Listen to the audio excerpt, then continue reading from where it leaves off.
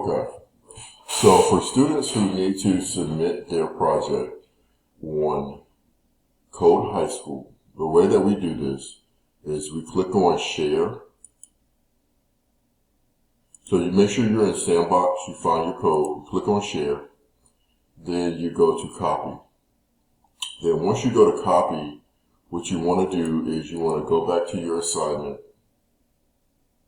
in Canvas.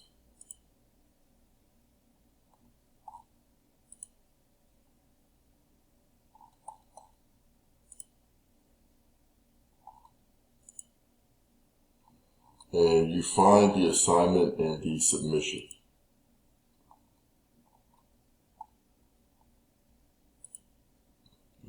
We want to check for understanding. You go to Submit.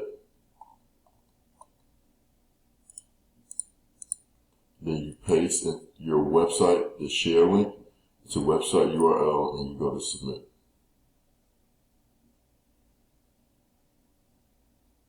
And that's all you have to do. That's how you submit an assignment from Code High School onto Canvas.